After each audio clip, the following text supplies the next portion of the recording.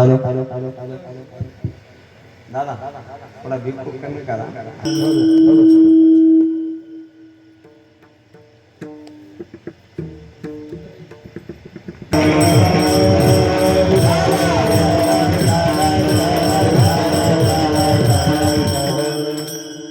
हे जे थोर भक्ती आवडते देवा, हे जे थोर भक्ती आवडते देवा, संकल्पावी माझ्या संसाराची हे विले आनंदे तैसेचे राहावे चित्ते असू द्यावे समाधान.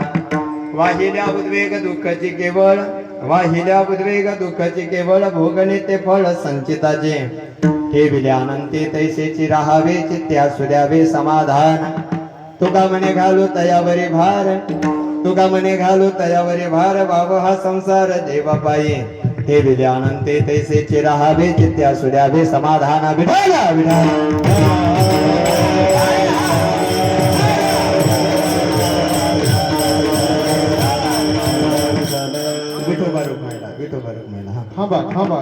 महायोग विडे तटे भीमरत्य मरम पुंडरीकाय धातु मनेंद्र समागत्य तिष्ठन् दमानंद गंधं परब्रह्मलिंगं भज पांडुरंगं.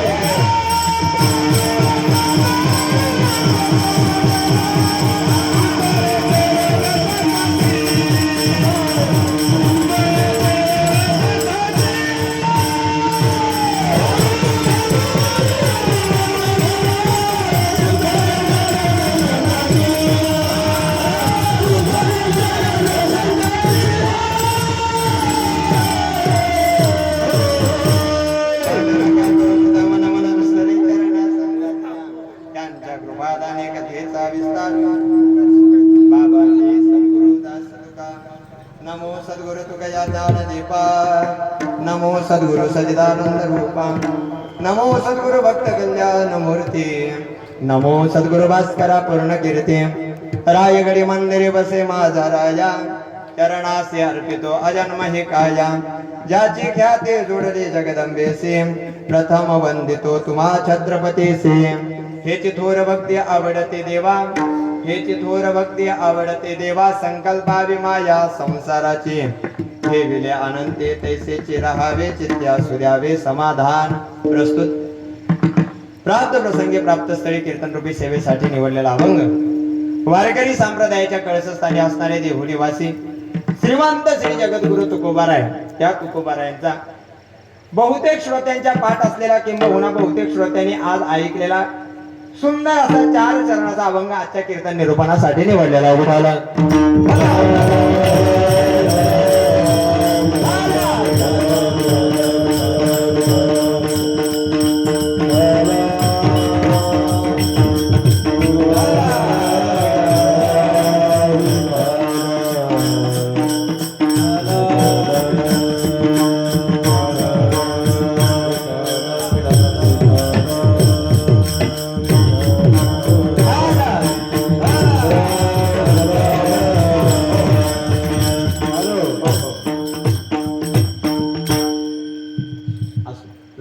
माझ्याकडे लक्ष द्या. चोपदार तुम्ही हलू नका जागेवर, तुम्हाला जायला आणि यायला भरपूर वेळ लागतो, तिथं मग थांबायला नाही.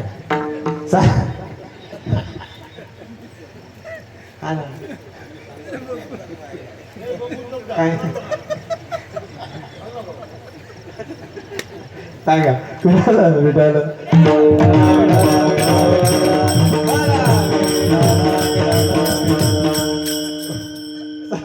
चालू असलेला हा भव्य दिव्य अखंड हरिनाम सप्ताह प्रभू श्री रामचंद्राच्या जन्मोत्सवाच्या निमित्तानं हनुमान जयंतीच्या निमित्तानं चालू असलेला भव्य दिव्य अखंड हरिनाम सप्ताह या वर्षीचा आपल्या या भव्य दिव्य सोहळ्याचं किती वर्ष आहे?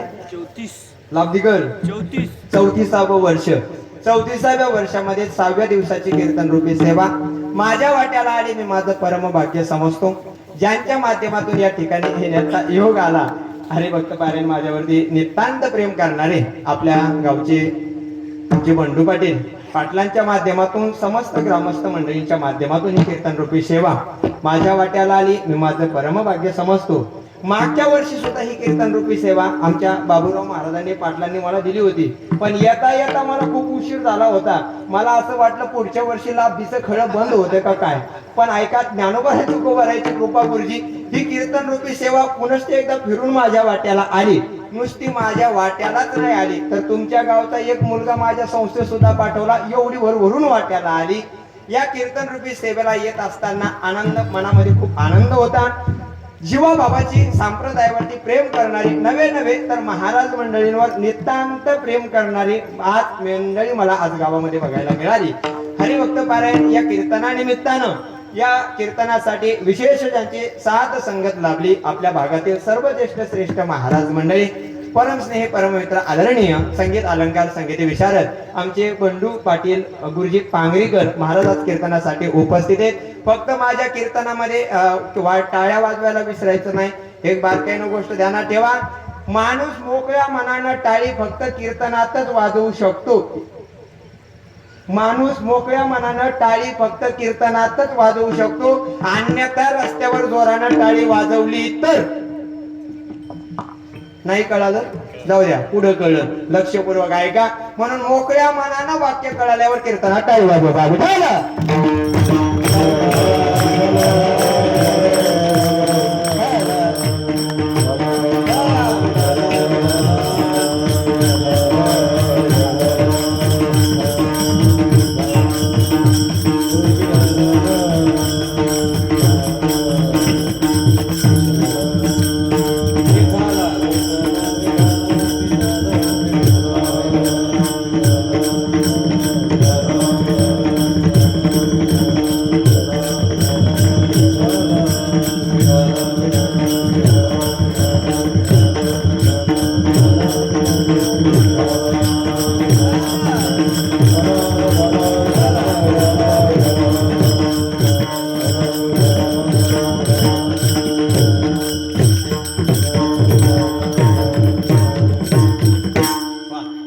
चालू असलेल्या या भव्य दिव्य सोहळ्यामध्ये आजची कीर्तन रूपी सेवा माझ्या वाट्याला आली. माझं भाग्य समजतो.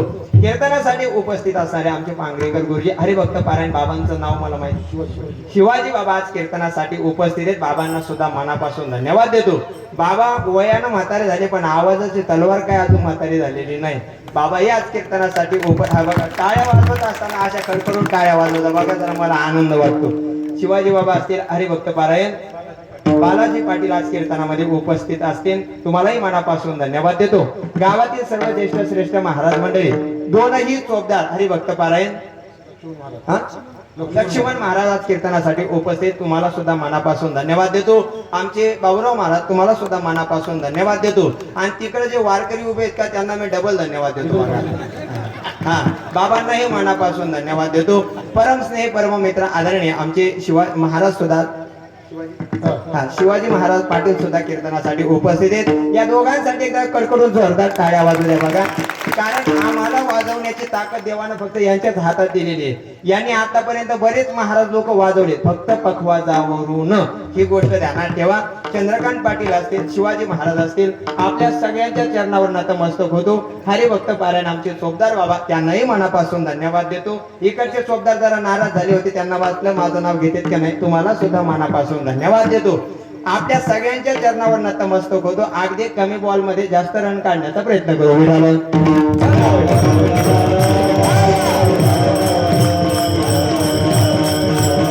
प्रभू श्री रामचंद्रांच्या जन्मोत्सवाच्या निमित्तानं हनुमान जन्मोत्सवाच्या निमित्तानं चालू असलेला हा भव्य दिव्य अखंड हरिनाम सप्ताह या सोहळ्यामध्ये आजचा जो अभंग 6व्या दिवसाची कीर्तन रूपी सेवा माझ्या वाट्याला आली. अभंग निवडत असताना बरेचसे अभंग बघत होतो, पण बघत असताना मनामध्ये सहज विचार आला, सुरेश पाटील, सहज मनामध्ये विचार आला की जन्मोत्सवाच्या निमित्तानं सेवा आहे, हनुमान जन्मोत्सवाच्या निमित्तानं सुद्धा ही सेवा आहे, आणि जन्मोत्सवाच्या निमित्तानं सेवा असल्यामुळे माणसाला नरदेह मिळाला, मानव शरीर मिळालं, मनुष्य शरीर मिळाल्याच्या नंतर माणसाला जन्माला आल्याच्या नंतर काहीतरी करावं लागतं, त्याचं नाव आहे भक्ती. माणसाच्या जीवनामध्ये कोणती भक्ती करावी याच्यासाठी हा अभंग निवडलेला आहे.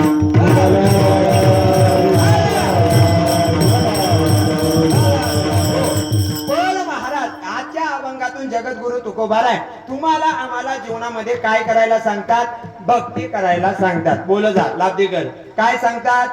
भक्ती करायला सांगतात. भक्ती करत असताना बाळाजी महाराज भक्ती करत असताना जगद्गुरु तुकोबाराय म्हणतात, माणसाने आयुष्यभर फक्त एकाच देवाची भक्ती केली, एकाच देवाची भक्ती केली पाहिजे. नाहीतर आपला असं झालंय गुरुजी, वार बदलला का देव, वार बदलला का देव बदलला, महाराज बदलला का महाराज सगळं बदललं. लक्षपूर्वक आहे का? महाराज म्हणतात वार बदलला तरी चालेल, पण माणसाच्या जीवनातली भक्ती बदलता कामा नाही. विठाल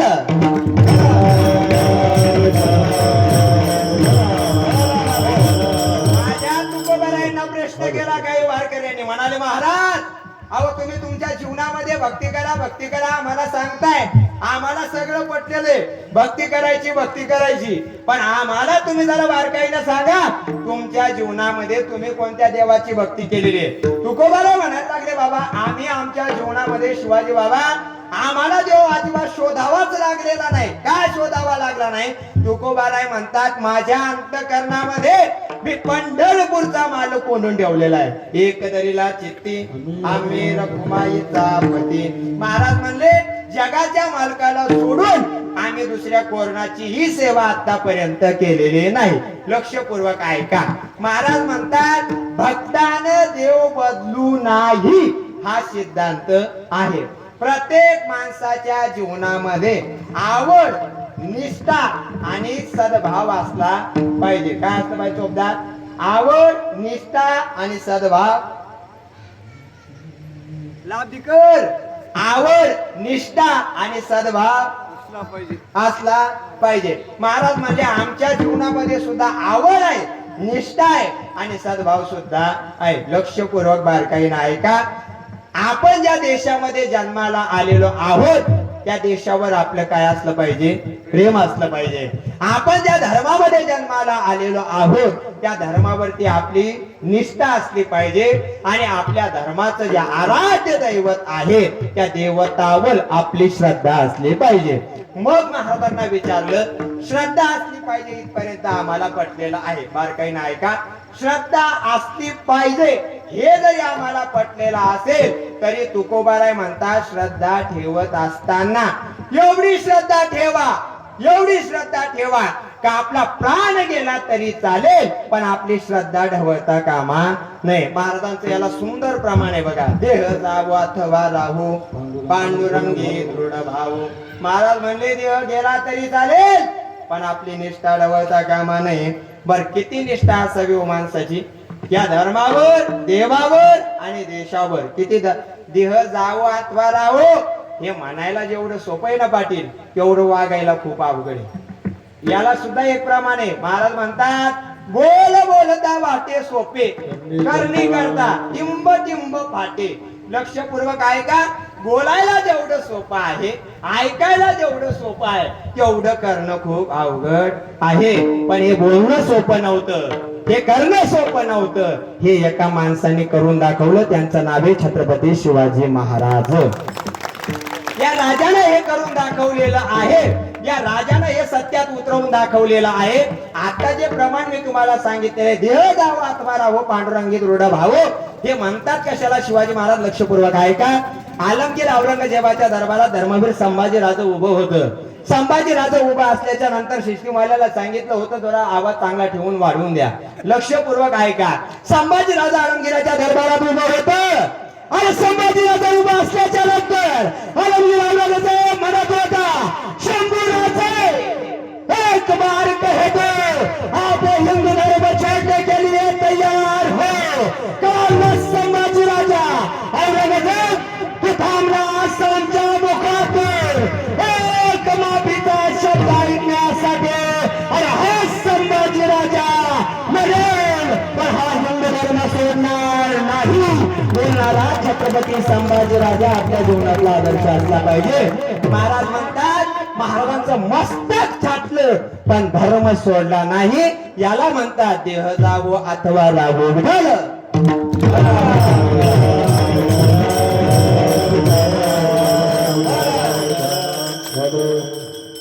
हॅलो दाबू नका मोकळा करा आवाज नाही तर मग पोट दबायला लागतं. विठ्ठल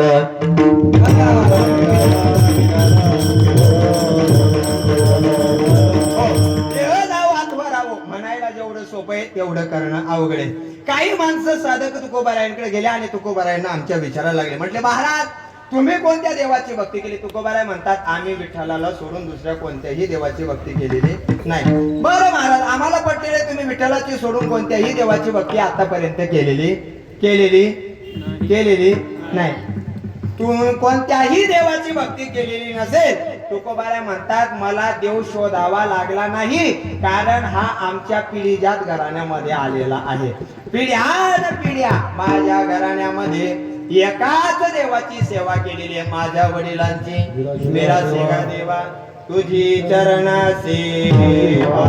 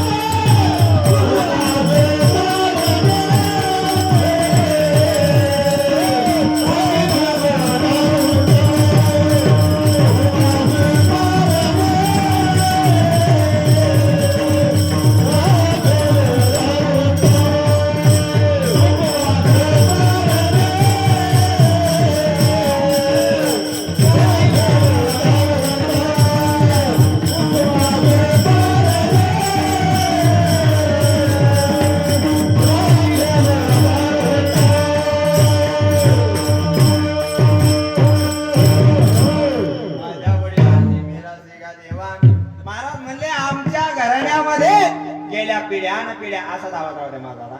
आमच्या घराण्यामध्ये गेल्या पिढ्या आम्ही एकाच देवाची सेवा केलेली आहे. विठ्ठल कुडीचे दैवत विठ्ठल वीत गोत चित्त. महाराज म्हणले एका विठ्ठलाला सोडून आम्ही आतापर्यंत दुसऱ्या देवाची सेवा केलेली नाही. काही साधक लोक महाराज देहूला निघाले. काय म्हटले आतापर्यंत आपण आळंदी पाहिली नाही, आतापर्यंत आपण देहू पाहिला नाही. तुकोबारायांच्या काळामध्ये आपल्या गावातील काही वारकरी गुरुजी निघाले. जात असताना महाराज आमच्या तुकोबारायांच्या घराकडे निघाले आणि तुकोबारायांच्या घराकडे जात असताना तुकोबारायांच्या घरी जाऊन पोहोचले. तुकोबारायांनी सकाळी आंघोळ केली. आंघोळ केल्याच्या नंतर माझ्या तुकोबारायांच्या गळ्यामध्ये विणा होता. इकडे लक्ष द्या. माझ्या तुकोबारायांच्या गळ्यामध्ये विणा होता. तुकोबाराय घराच्या बाहेर बसलेले होते. असं म्हणतात की तुकोबारायांच्या जीवनामधला एक क्षण सुद्धा भजनाशिवाय वाया गेलेला नाही. तुकोबारायांच्या जीवनातला एक क्षण सुद्धा भजनाशिवाय वाया गेलेला नाही.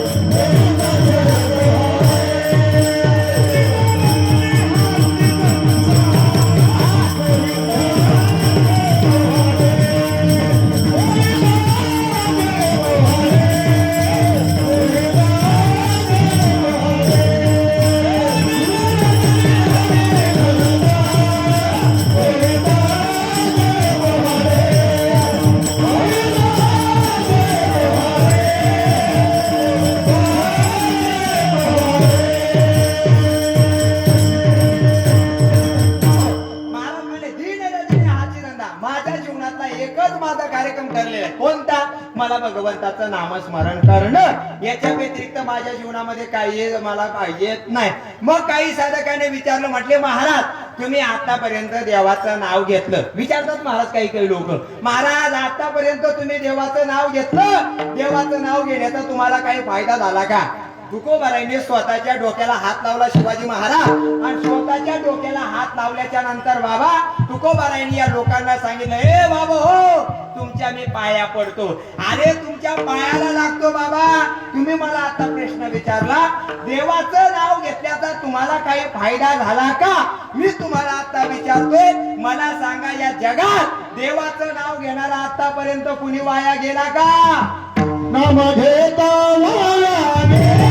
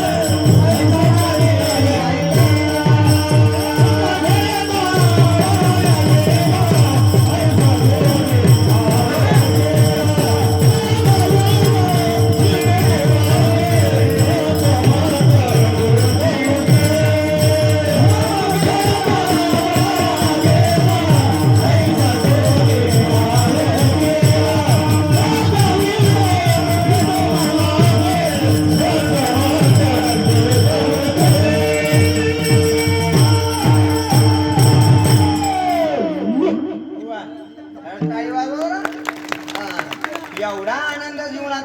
थांबा ना तुम्ही आता गर्भासाठी आलं तेव्हापासून तुम्हालाच बघत आलोय बाबा पांडुरंगा. माझ्याकडे जर आहे का आता? कीर्तने विक्षेपतेचे पायी मरण, नरकात जावं लागतंय माणसाला. कीर्तनात विक्षेप झाल्यावर लक्षपूर्वक आहे का? स्वर्गात जायचं असेल तर गप बसा.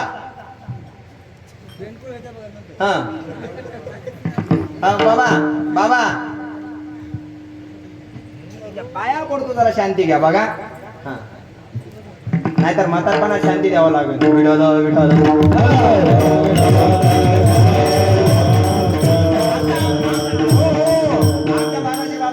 विठोबा नाम घेता वाया गेला ऐसा. माझ्याकडे लक्ष द्या. नाम घेता वाया गेला ऐसा कोणी ऐकला. महाराज म्हणले देवाचं नाव घेणारा आतापर्यंत या जगात कोणी वाया गेलेला आहे का? तुम्ही ऐकलंय का? नाही. अहो देवाचं नाव घेणारा आतापर्यंत या जगात कोणी वाया गेलेला नाही. याच्यावर एक प्रमाण सांगतो. आता महाराजांनी सुंदर प्रमाण दिलं. नाहीतर काही चंद्रकांत पाटील प्रमाण देत असताना सुद्धा शिवाजी बाबा असले प्रमाण देतात डेंजर. महाराज काल्याच्या कीर्तनाला अभंग घेतला होता. दुःखाची निवृत्ती सुखाचे ते सुख, त्याचं ध्रुवपद खुकोडे रंगणी रांगत गुलगुला बोलत.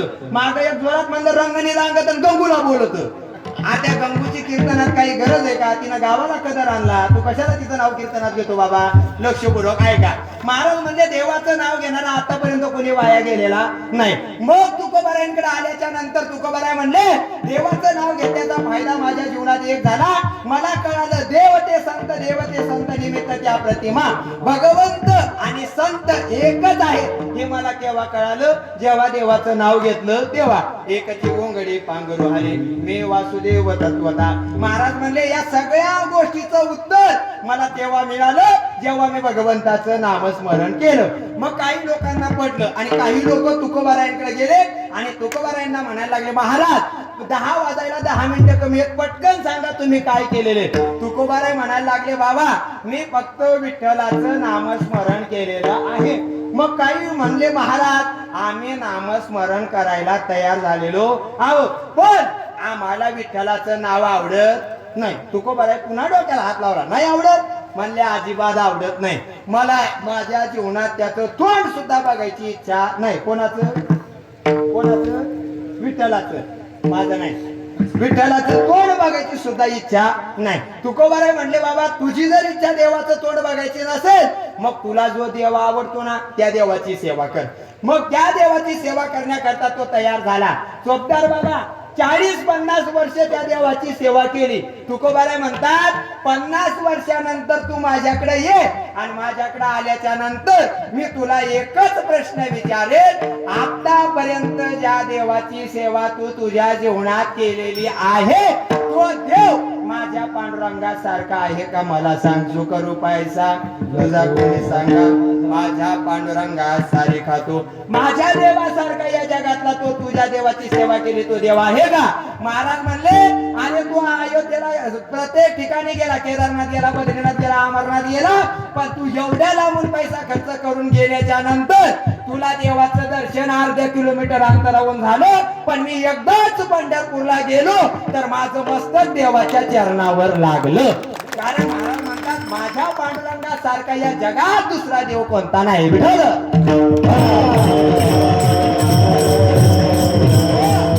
मग तुकोबारायांना पटलं, तुकोबारायांनी लोकांना सांगितलं. पण सांगत असताना महाराज तुकोबारायला एकाने प्रश्न केला, म्हटले तुकोबाराय आम्हाला तुम्ही सांगा, तुम्ही फक्त विठ्ठलाचं नामस्मरण करा असं आम्हाला सांगितलं, पण हे नामस्मरण करत असताना तुम्ही जेवढं विठ्ठलाशी एकरूप का झालेला आहात? तुकोबाराय म्हटले हे बघा, मी एक नातं माझ्या जीवनातलं असं निवडलंय की जे नातं या जगात ते नातं डोळ्यासमोर आल्याच्या नंतर त्या नात्यातला बाळाजी महाराज, शिवाजी महाराज एक व्यक्ती संपला ना पाटील तर ते नातं संपून जातं. तुकोबाराय म्हणले असं नातं मी माझ्या जगाच्या मालकाकडे जोडलेलं आहे.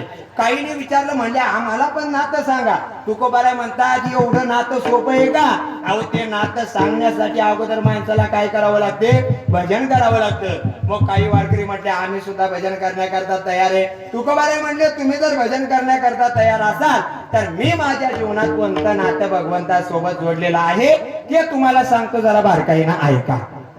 महाराज म्हणले एका जणाची आई मेली, लक्षपूर्वक ऐका. एका जणाची आई वारली, आई वारल्याच्या नंतर तिचं प्रेत असं समोर ठेवलेलं होतं. हे भिंतीला टेकून बसले होते, जोरात जोरात लक्ष्मण महाराज रडायला लागलं, ए गावकऱ्यांनो माझी आई मेली, माझी आई मेली, माझी आई मेली. गावातल्या 5-50 म्हाताऱ्यांना याचा आवाज ऐकला आणि आवाज ऐकल्याच्या नंतर महाराज सगळ्याच्या सगळ्या म्हाताऱ्यांना धाव घेतली. कुठं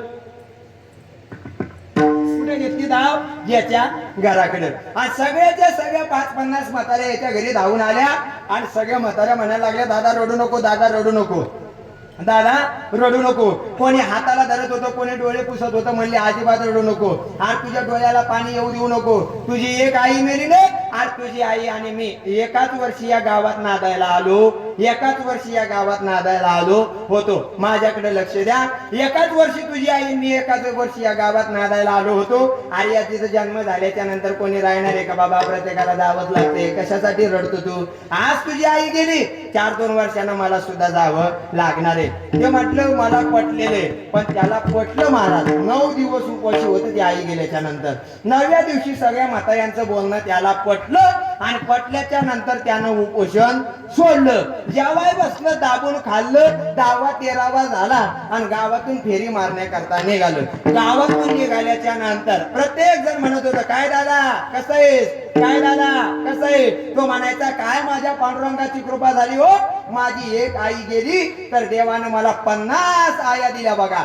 ज्या गल्लीतून जातो ती मला बाळा म्हणून हाक मारते, ज्या गल्लीतून जातो मला कोणी म्हणते काय दादा. अरे काय देव भाग्यवान आहे, माझं भाग्य उजळले भाग्य आता अवघी चिंता बारली. महाराज म्हणले तो म्हणायला लागला माझं भाग्य उजळलं का, तर मला देवानं 50 आया दिल्या. 4 महिने आनंदात गेले पाटील. 4थ्या महिन्यामध्ये महाराज यमाचा रेडा आला आणि त्याच्या दारात उभा राहिला. आता काय माझ्याकडं उचललं त्याच्या बहिणीला घेऊनच गेला बघा. आता बहिणीचं प्रेत आडवं पडलं, जोरात जोरात रडायला लागलं, ए गावकऱ्यांनो अरे माझी बहीण गेली, माझी बहीण गेली, माझी बहीण मेली. आता उद्यापासून मी कोणाला बहीण म्हणून हाक मारू?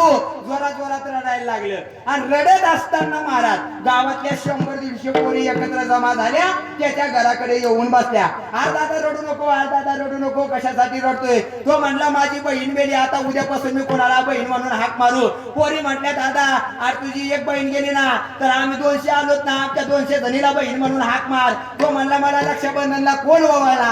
पोरी म्हटल्या तुझं कपाळ लाल होईपर्यंत तुला कुंकू लावणार, फक्त तू आजच्या दिवस बोंबलू अजिबात नको. तो म्हणला मला रक्षाबंधनला राखी कोण बांधणार? पोरी म्हणल्या एवढ्या राख्या बांधणार, एवढ्या राख्या बांधणार का त्या राख्याचा करवटा करून तुला फाशी देणार, एवढ्या राख्या तुला बांधणार. त्याला पटलं, त्यानं उपोषण सोडलं, जेवाय बसलं. 10वा महिना उगवला, 10व्या महिन्यामध्ये यमाचा रेडा त्याच्या घरावर हजर झाला. आता काय माझ्याकडं तिच्या सोबत उभ्या आयुष्याचा संसार थाटला, त्याच्या बायकोलाच यमाने उचललं बघा. प्रेत आडवं पडलं आणि जोरात जोरात रडायला लागलं. ए गावकऱ्यांनो, माझी बायको मेली, माझी बायको मेली, माझी बायको मेली.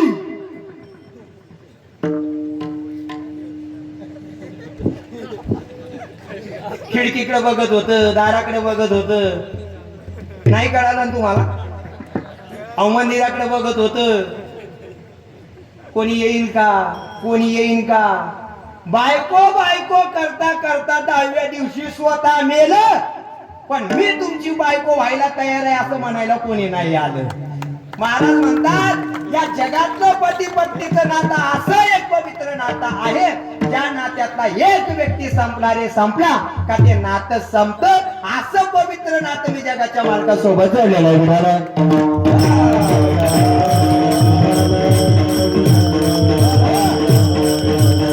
त्याला सुद्धा खूप सुंदर प्रमाणे महाराज म्हणतात पतिव्रतेला जेवढा पती प्रिय आहे तेवढा मला जगाचा मालक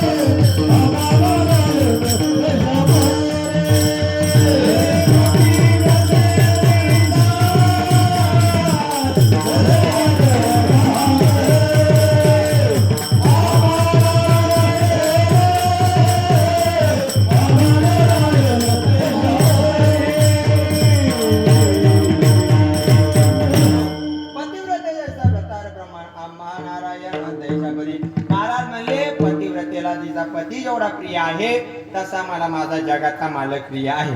अजून एक सुंदर उदाहरण महाराजांनी याच अभंगामध्ये दिलेले बघा. महाराज म्हणतात सर्व भावे लोभ्या आवडे हे धन आम्हा नारायण तैशा परी. तुम्ही कधी लोभी माणूस बघितला का? लोभी माणूस कधी बघितला का आपण? नाही. महाराज म्हणतात लोभी माणसाला जेवढं धन प्रिय आहे तेवढा मला जगाचा मालक प्रिय आहे. एक जण महाराज स्वतः झाला, त्याच्या मनात विचार आला मला जगाच्या मालकाचं दर्शन घ्यायचं. कधीच मनात विचार नव्हता आला. 70 वर्ष वय झालं शिवाजी महाराज, आणि 70 वर्षाचं वय झाल्याच्या नंतर म्हणला आता मला पंढरपूरला जायचंय. गावातले वारकरी म्हणायला लागले पंढरपूरला जात असताना असा जा म्हटले, एक गोष्ट ध्यानात ठेवून जा. पंढरपुरात गेल्याच्या नंतर चंद्रभागा मातेची आंघोळ करायला तू जाणार. तुम्ही जात नाहीत ना आंघोळ करायला? जाता ना. म्हणजे पंढरपूरला आंघोळ करायला गेल्याच्या नंतर सगळेच्या सगळे कपडे रूम वरती काढून ठेवायचे, टावेल यायचा आणि मग चंद्रभागा मातेची आंघोळ करायला जायचं. तो म्हटलं असं का? काही म्हटले तू जर पैसे घेऊन कपडे घेऊन जर चंद्रभागेला आंघोळीला गेला, तू पाण्यात गेला रे गेला का मग तुला असं यावं लागणार, खाली लोटांगण मोगळ पटांगण सगळ्या वस्तू चोरीला जातील, तुला तसंच रूम वरती यावं लागेल. त्याला पटलं. महाराज कधीच पंढरपूरला गेलं नव्हतं. 70 वर्ष वय झालं आणि पंढरपूरला गेलं. बायकोला आनंद वाटला. म्हटले आमच्या मालकानं आतापर्यंत कधीच पंढरपूर पाहिलं नव्हतं. बरं झालं म्हटले सप्त्याला गेलं, सुधारलं, पंढरपूरला गेलं. गेल्याच्या नंतर त्यांनी ठरवलं आता चंद्रभागा मातेची आंघोळ करायची. आंघोळ करायची ठरल्याच्या नंतर चंद्रभागा मातेकडे आंघोळ करण्याकरता गेला. पुंडलिक रायानं हात जोडला. पुंडलिक रायानं याच्यावर जरा मन भरून बघितलं, म्हणजे याची आज जिरल्याशिवाय राहणार नाही. देवाला कळालं हे आपल्याकडे कधी न येणारं गिऱ्हाईक आज पहिल्यांदाच आलं, म्हणजे याची खातरदारी जरा चांगली झाली पाहिजे. जगाच्या मालकानं विचार केला, हे चंद्रभागा मातेत पाण्यात बुडलं, वर आलं, टावेल घेतला, डोक्यावर झाकण घेतला आणि डोकं पुसत होता. तेवढ्या जगाच्या मालकानं वासुदेवाचं रूप धारण केलं आणि जगाचा मालक याच्या पुढे हजर झाला. आणि वासुदेव मग वासुदेव हजर झाल्याच्या नंतर मग वासुदेवाने भजन चालू केलं. वासुदेव आला हो, वासुदेव आला, वासुदेव आला हो, वासुदेव आला. भजन चालू झालं. वासुदेव म्हटले, ए कुठून आला? त्याने सांगितलं, मी तेलंगणा मधून आलो. अरे म्हणलं, एवढ्या लांबून आला? एक काम कर म्हणले, मला 1 रुपया दान द्या. हा म्हटला, अहो मी आतापर्यंत कुणालाच 1 रुपया सुद्धा दान दिला नाही, तर मी तुम्हाला कसा देऊ?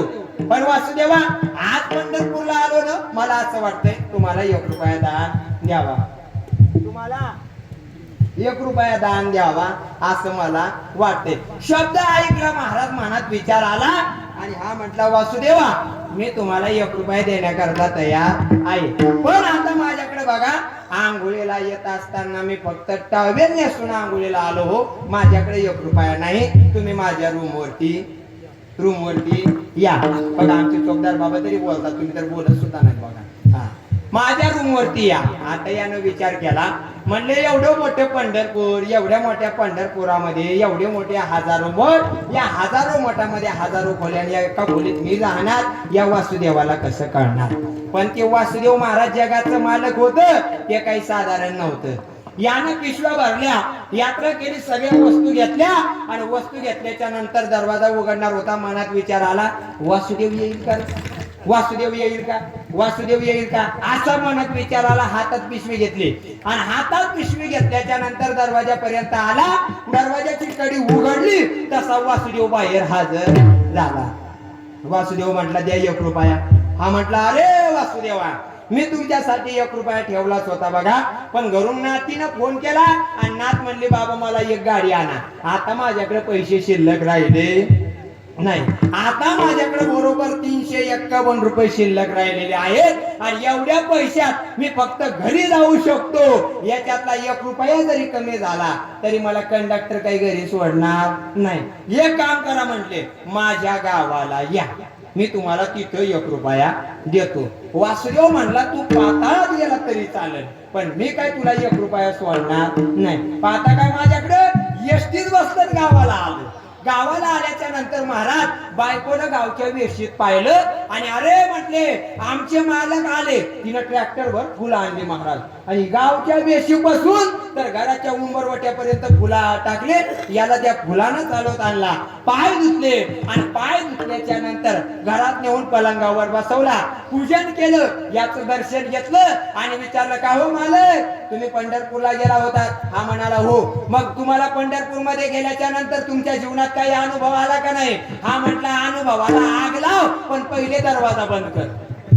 ती म्हटली, का? तो म्हटला, नंतर सांगतो, दरवाजा बंद कर. बायको दरवाजाकडे जाणार होती, तेवढ्यात हा बायकोनं म्हटला, अहो सांगा ना काय झालं? हा म्हटला, मी पंढरपुरात गेलो, आंघोळ केली आणि एक वासुदेव हजर झालं आणि ते वासुदेव मला 1 रुपया मागत होतं. बायको म्हणे, मग दिला का 1 रुपया? त्याला सांगितलं, माझ्याकडे 1 रुपया नाही, माझ्या रूमवरती ये. मग वासुदेव माझ्या रूमवरती आला, मग तिथं दिला का 1 रुपया?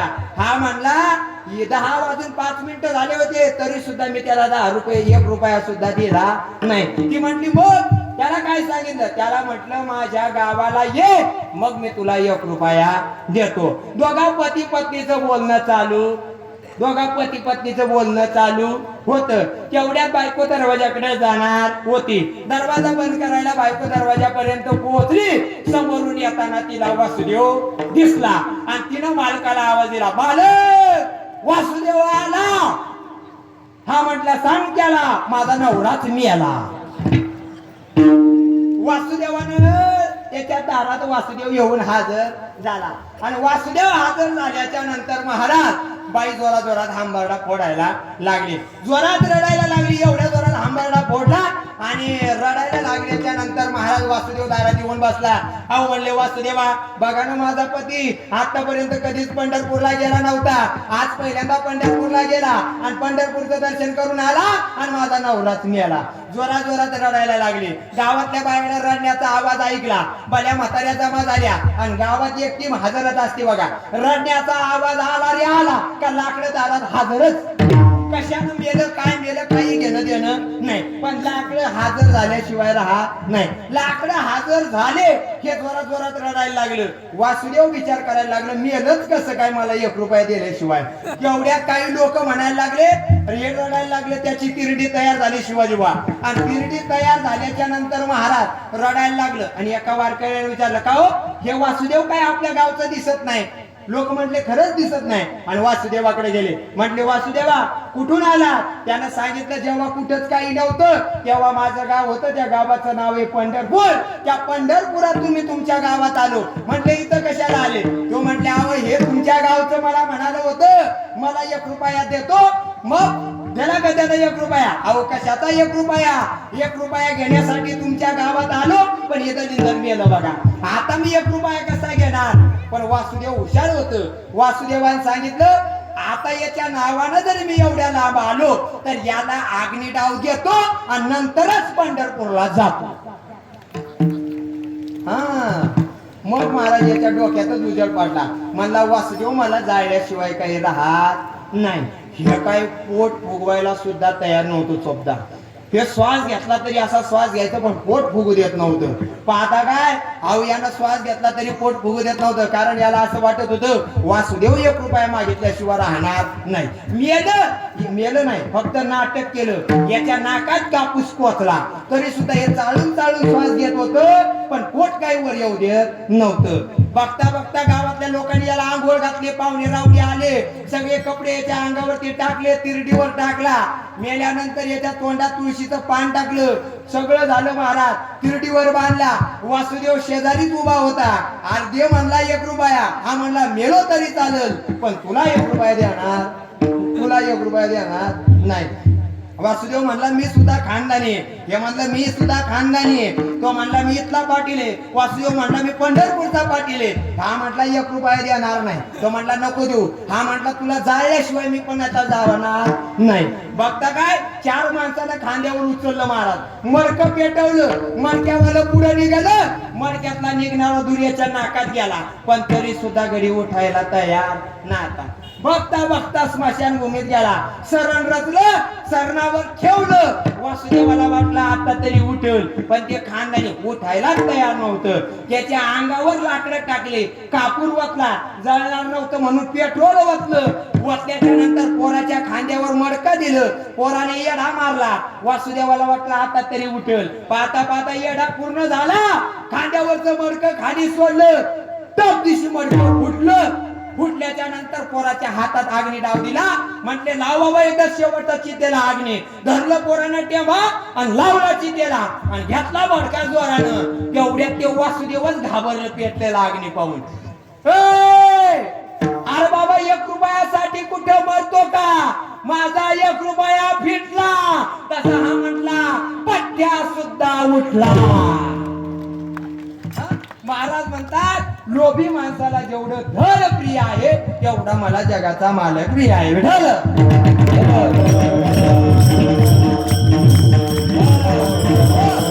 मग महाराज म्हणले आम्ही सुद्धा आमच्या जीवनात भक्ती केली, पण भक्ती करत असताना जगाच्या मार्गाची भक्ती करत असताना आपल्याला आवडते ती भक्ती अजिबात जीवनात करू नका. मग कोणाला आवडते ती भक्ती जीवनात करा. महाराज म्हणतात देवाला आवडते तीच भक्ती आपल्या जीवनामध्ये केली पाहिजे. अभंगाचं प्रथम चरण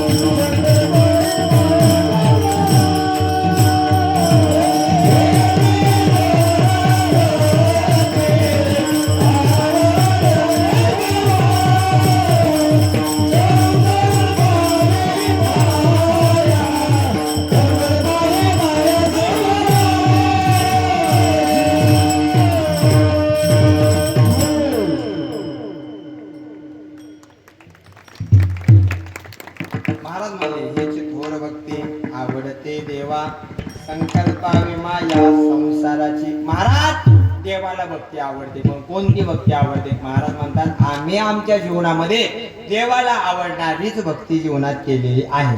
मग काही माणसं म्हणायला लागले महाराज देवाला आवडणारी भक्ती जर तुम्ही आम्हाला सांगितली तर तुम्ही म्हणता संकल्पावी माया संसाराची.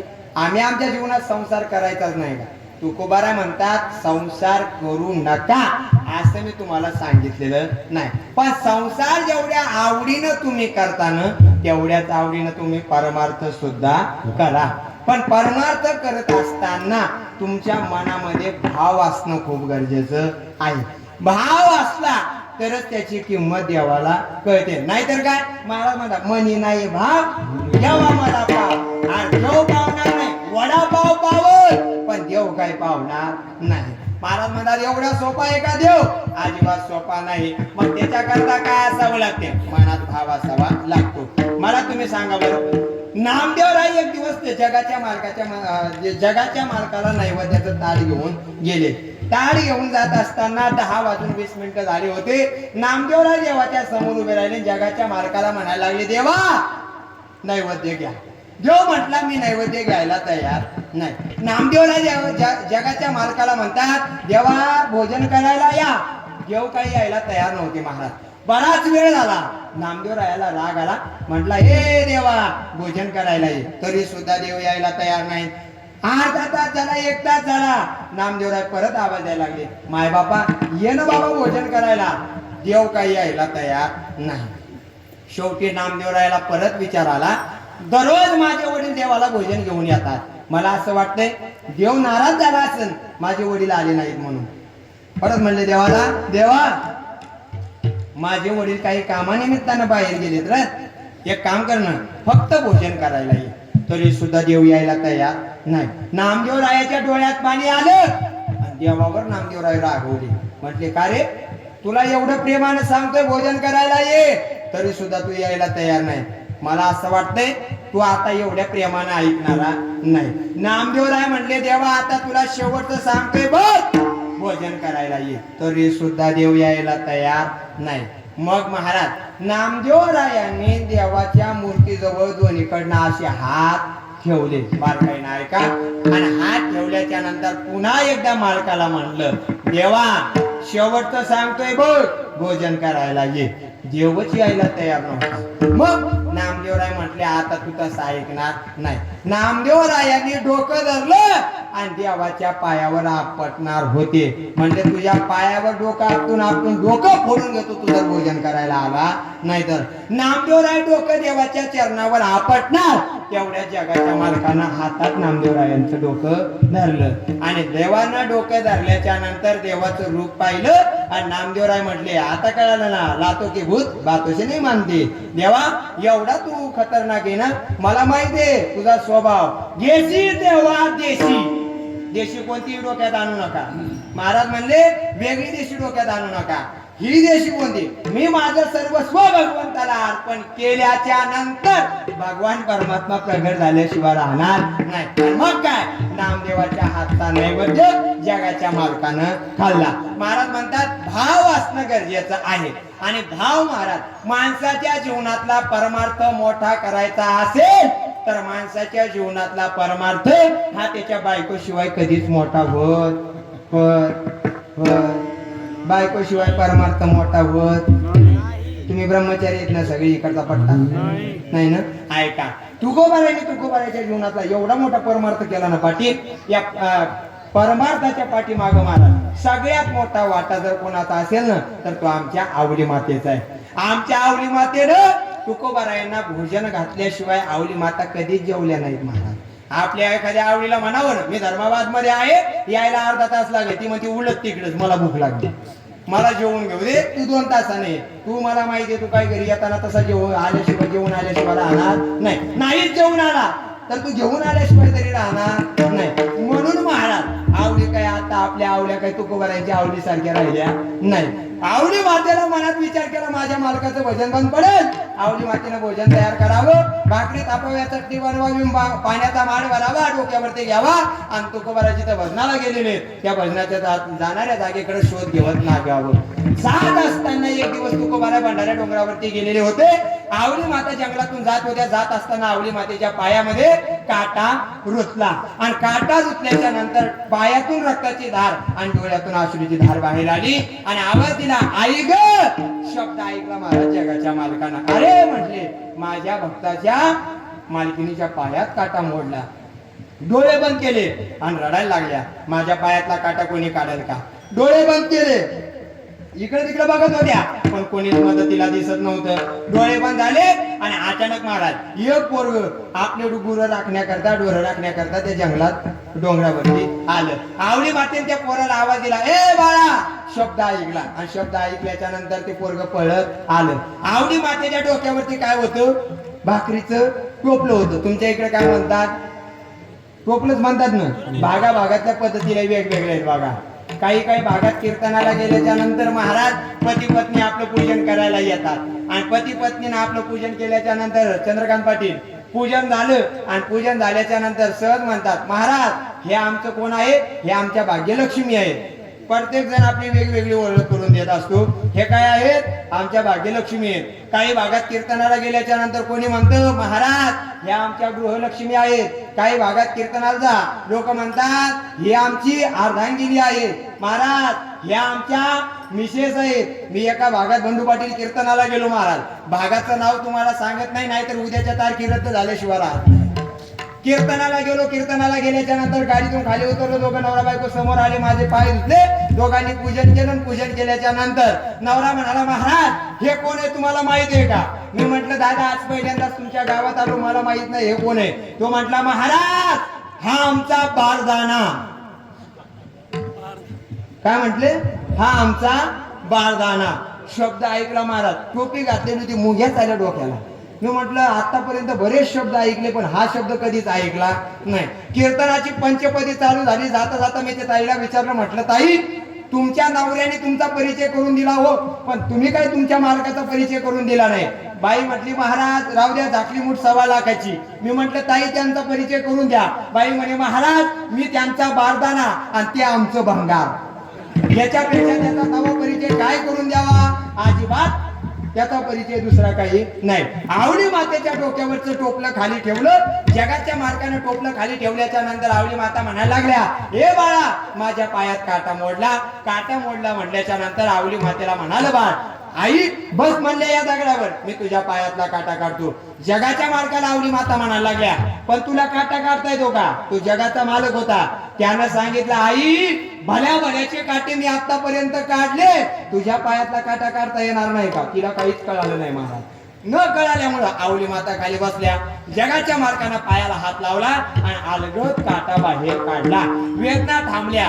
पण आता मला तुम्ही सांगा, एखाद्या वेळेस माणूस सगळं काम झाल्याच्या नंतर एखादा माणूस आपल्या मदतीला आला रे आला की आपण काय करतो? त्याचे आभार मानतो किंवा त्याला धन्यवाद तरी देतो. महाराज तसं आवली माता म्हणायला लागल्या, पायातला काटा काढला. त्या पोराकडे बघितलं आणि बघितल्याच्या नंतर आवली माता म्हणल्या, का रे बाळा तुझं नाव काय? पोरग गालात हसलं, जागेवरून उठलं महाराज. तो म्हटला, तुला जर मी माझं नाव सांगितलं तर तुला जेवढा काटा मोडल्यावर दुःख झालं नाही त्याच्यापेक्षा जास्त दुःख माझं नाव ऐकल्यावर होईल. पोरग आई म्हणली, अरे तरी पण मला तुझं नाव सांग. आवली माता नाव पोरग नाव सांगायला तयार नाही. जागेवरून देव उठला आणि जरा अंतर जाऊन थांबला. का?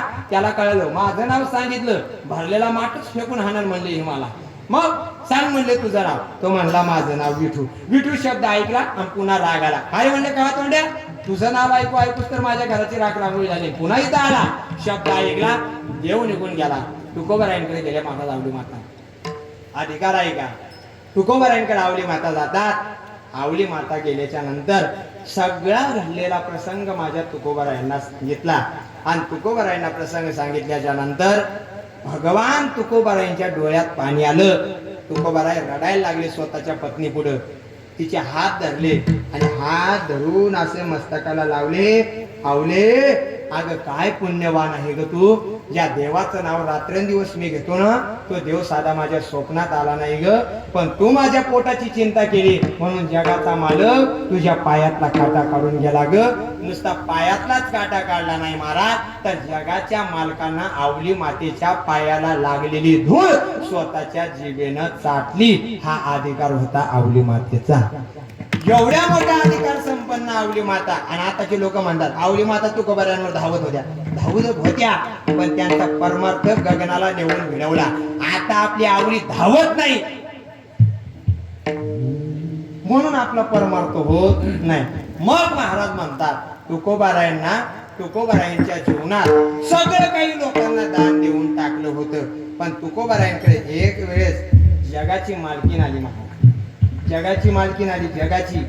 कोणी महाराज नाही तर जगाच्या मालकीनं तुकोबाराची परीक्षा घ्यायचं ठरवलं. पाटील डोळ्यात पाणी आलं विठ्ठलाच्या. देव रडायला लागला.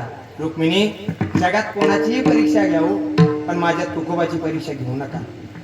आई साहेब म्हटल्या तुमच्या भक्ताची परीक्षा पाहिली म्हणजे तुमच्या डोळ्यात पाणी येतं, आणि आम्हाला सगळे काम करायला सांगतात तेव्हा आमच्या डोळ्यात पाणी येत नाही. पुन्हा एकदा सांगितलं रुक्मिणी कोणाचीही परीक्षा घ्या, पण माझ्या तुकोबाची परीक्षा घेऊ नका. आई साहेबांनी ऐकलं नाही. तुकोबाराय भजन करत होते आणि आई साहेब माझ्या तुकोबारायांच्या घरी आल्या. एका म्हातारीचं रूप धारण केलं. धारण केल्याच्या नंतर महाराज आवली मातेकडे फक्त एकच लुगडं होतं. त्या लुगड्यावर आवली मातेचा संसार चालू होता. जगाचा मालकाची पत्नी जिचं नाव साक्षात लक्ष्मी, ती लक्ष्मी माझ्या तुकोबाराच्या दारात उभी राहिली आणि माझ्या तुकोबारायांना आवाज दिला, ए तुकोबा. शब्द ऐकला आणि तुकोबारायनं त्यांच्याकडे पाहिलं. म्हातारीचं रूप होतं, फाटलेलं लुगडं अंगावरती होतं, आणि ती म्हातारी माझ्या तुकोबारायांकडे आली. मस्त गंध कपाळ भरून कुंकू लावलेलं होतं आणि म्हणायला लागली, तुकोबा मला काहीतरी दान द्या. तुकोबाराय म्हटले, आई तुला काय दान पाहिजे? आता देण्याकरता घरात काहीच नाही. म्हटले मला वस्त्र दान पाहिजे. मग तुकोबाराय म्हटले माझ्याकडे एवढं धोतर शिल्लक आहे, याच्यातलं अर्ध फाडून तुला देऊ शकतो. तुकोबारायांकडे त्या म्हातारीनं रागानं पाहिलं. काय म्हटले एवढं भजन करता, तुम्हाला साधं कळत नाही का? माझ्या कपाळावरती एवढं मोठं कुंकू लावलेले, माझं मळवड भरलेलं आहे. अहो जिचं मळवड भरलेलं आहे, जी लक्ष्मी आहे, तिला पांढरी साडी नेसवता तुम्ही, हे काही तुम्हाला पटतं का? तुकोबाराय म्हटले मला माफ कर. म्हटले मला दुसरं काहीतरी द्या, तुमच्या पत्नीची एखादी साडी मला द्या, एखादं लुगडं मला द्या. तुकोबारायच्या डोळ्यात पाणी आलं. माझ्या आवडीकडे फक्त एकच लुगडे, आणि तिच्यातलं जर हिला दिलं तर माझ्या आवडीला काय ठेवू म्हटले. महाराज अशी अवस्था होती. आवली माता आंघोळ करत असताना अंगावरती अर्ध लुगडं भिजवावं, आणि भिजवल्याच्या नंतर ते वाळलेलं लुगडं अंगाला गुंडाळावं आणि ओलं झालेलं लुगडं त्या नाहणीवरती सुकवावं. तुकोबारायांनी सुकायला घातलेलं अर्ध लुगडं पाहिलं आणि तुकोबारायांनी एक वेळ त्या म्हातारीकडे पाहिलं. आवली मातेचं अर्ध लुगडं तुकोबारायांनी कापलं, त्याची घडी मारली आणि महाराज बाहेर उभे असलेल्या म्हातारीच्या हातावरती ठेवलं. जसं लुगडं आवली मातेचं जगाच्या मालकिनीच्या हातावर ठेवलं, तशी जगाची मालकीन हंबरला फोडून रडायला लागली. तुकोबा अहो काय तुमची उदारता आहे. आणि आई साहेब महाराज स्वतःच्या रूपात प्रगट झाल्या. सांगेल मी तुम्हाला बारकाईने ऐका. जिचा नवरा जगाचा मालक आहे आणि ती या जगाची लक्ष्मी आहे, ती माझ्या तुकोबारायच्या दारात हात पसरून उभी होती, म्हणजे माझ्या तुकोबारायची श्रीमंती किती मोठी असेल. माझ्या तुकोबारायची श्रीमंती लहान नव्हती. माझ्या तुकोबारायची जी परिस्थिती होती त्या परिस्थितीत माझे तुकोबाराय आनंदात होते. ठेविले आनंद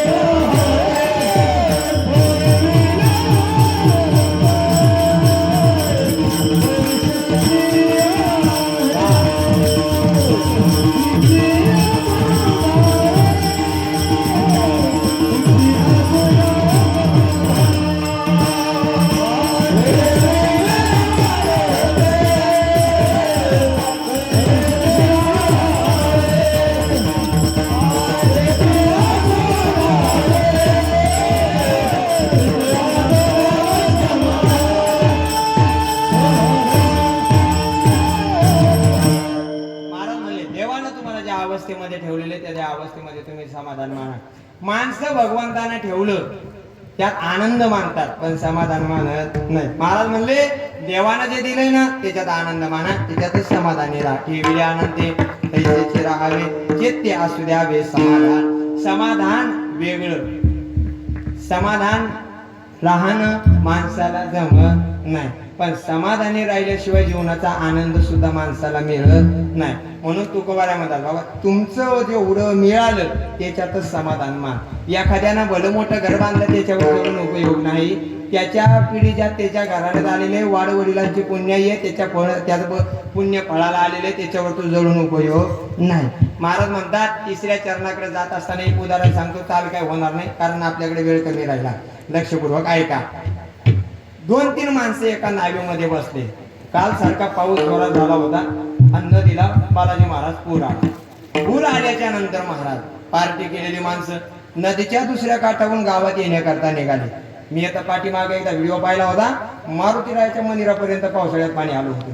असा नदीला भयंकर पूर आला. खालच्या गावात पार्टी करण्याकरता गेली.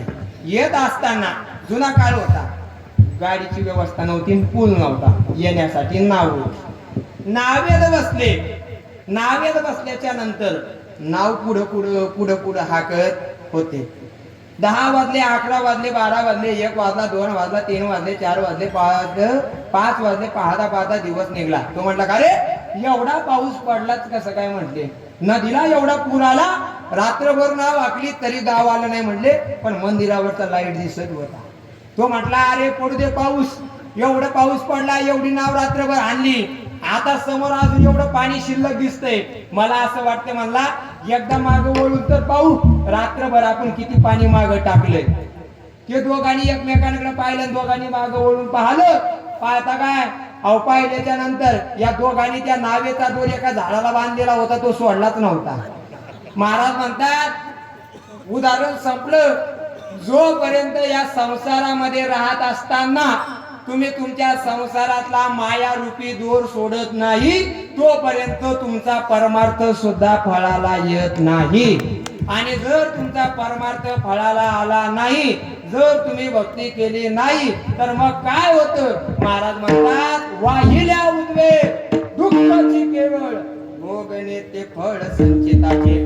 तुम्हाला भोग भोगावेच लागणार आहेत.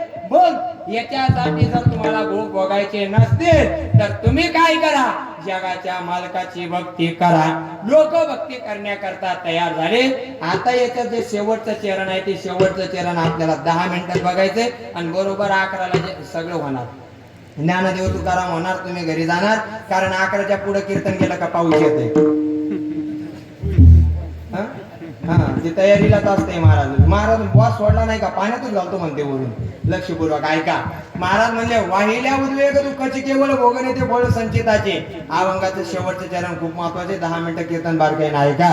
या शेवटच्या चरणाचा विचार करत असताना याचा शब्द खूप तुकोबारांनी वापरलेला आहे मला जबरदस्त. वाहू हा संसार देवा पाहिजे.